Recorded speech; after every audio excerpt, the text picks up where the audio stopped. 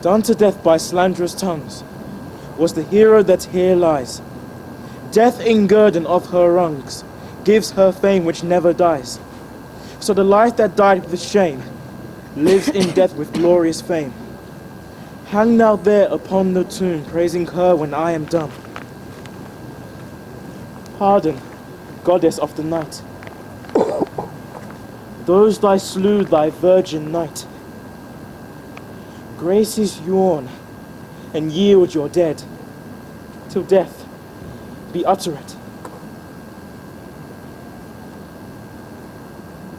Now unto thy bones, good night. Yearly will I do this right. The wolves have prayed and looked the gentle day, before the wheels of Phoebus round about, dappled the drowsy east with spots of grey. Come, let us go hence and put on other weeds. Then to LEONATO'S we will go. And Hymen with luck you issued speeds, and for this for whom we render up this woe.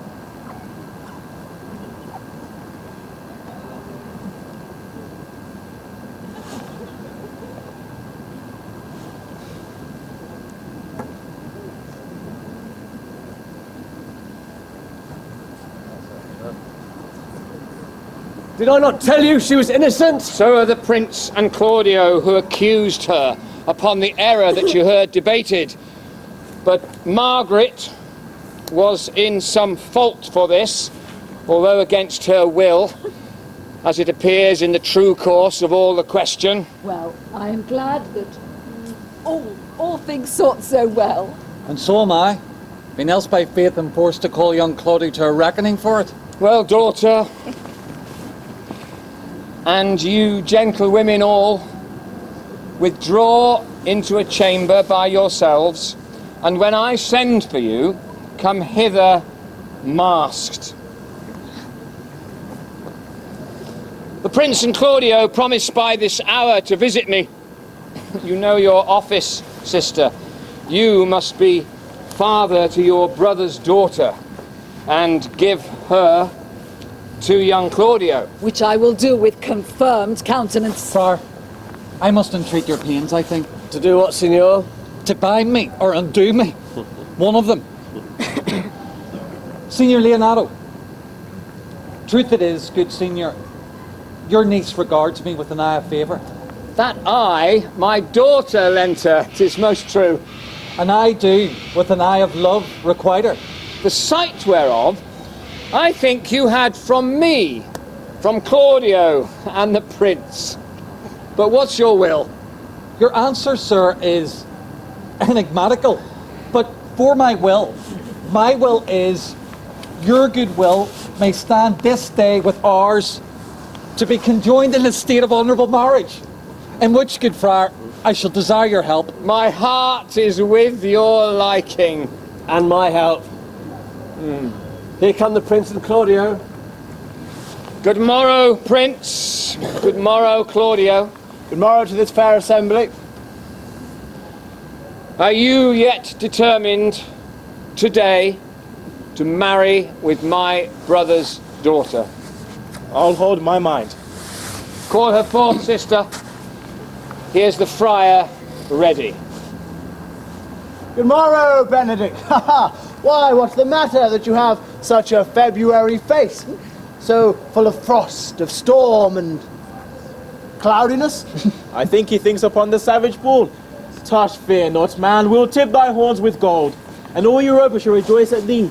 As once Europa did at lusty Jove, he would play the noble beast in love. Bull Jove, sir, had an amiable low, and some such strange bull leaped your father's cow, and got a calf in that same noble feat. Much like to you. You have just as bleat. There. For this, I owe you. Ah, here come other reckonings. Which is the lady I must seize upon? This same is she, and I do give you her. Why then, she is mine.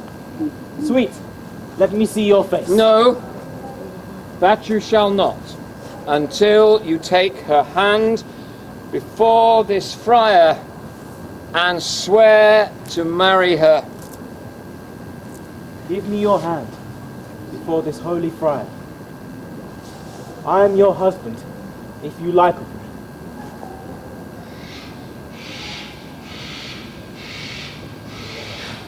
And when I lived, I was your other wife. And when you loved, you were my other husband. Another hero. Nothing certainer. One hero died, defiled, but I do live. And surely as I live, I am a maid. The former hero? The hero that was dead? She died, my lord, but while her slander lived. All this amazement can I qualify. When after that the holy rites are ended, I will tell you largely of fair hero's death. In the meantime, let wonder seem familiar, and to the chapel let us presently. Soft and fair, Friar. Which is Beatrice? I answer to that name. What's your will? Do not you love me? Why, no. No more than reason. Why then your uncle and the Prince and Claudia have been deceived? They swore you did. Do not you love me? Troth, no more than reason. Why then, my cousin, Margaret and Ursula are much deceived, because they did swear you did.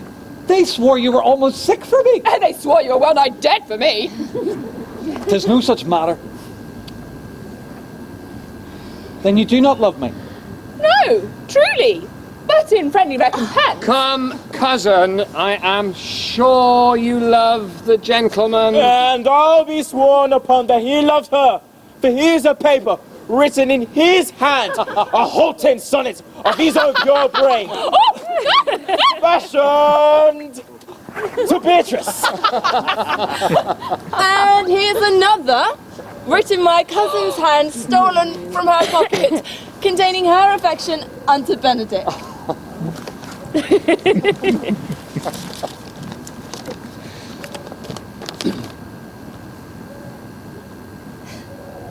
A miracle!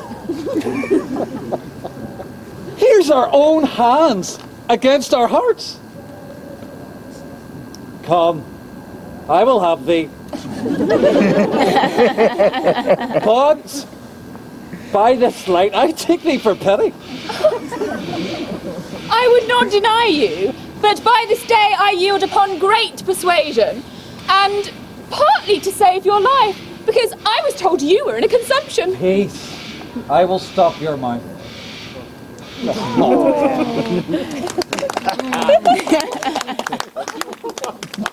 How dost thou, Benedick? The married man! I tell thee what, Prince. A college of wick-crackers cannot flout me out of my humour. Since I do purpose to marry, I shall think nothing to any purpose that the world can say against it. Therefore, never flout at me for what I've said against it. For man is a giddy thing, and this is my conclusion. For thy part, Claudio, I did think to have beaten thee, but in thy art like to be my kinsman. Live unbruised, and love my cousin. I had hoped thou wouldst have denied Beatrice, that I might have cudgelled thee out of thy single life to make thee a double dealer. Without of question thou wouldst be, if my cousin do not look narrowly exceeding to thee. Come, come, we are friends. Let's have a dance ere we are married, that we may lighten our own hearts and our wives' heels. We'll have dancing afterwards. First of my word. Therefore, play music. Prince, thou art sad. Get thee a wife. Get thee a wife. There's no staff more reverent than one tip with horns. My lord, your brother John is taken in flight and brought with army men back to Messina. Think not on him till tomorrow. I'll devise thee brave punishments for him. Strike up, pipers!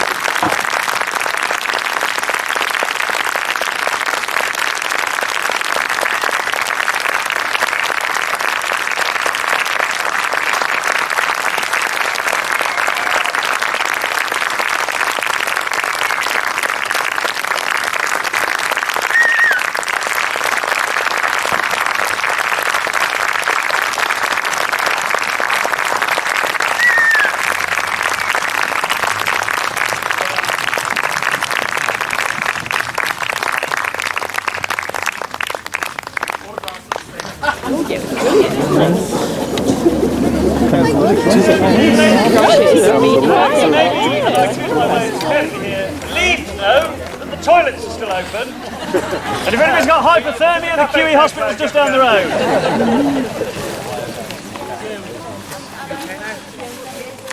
Yeah, they said you guys are...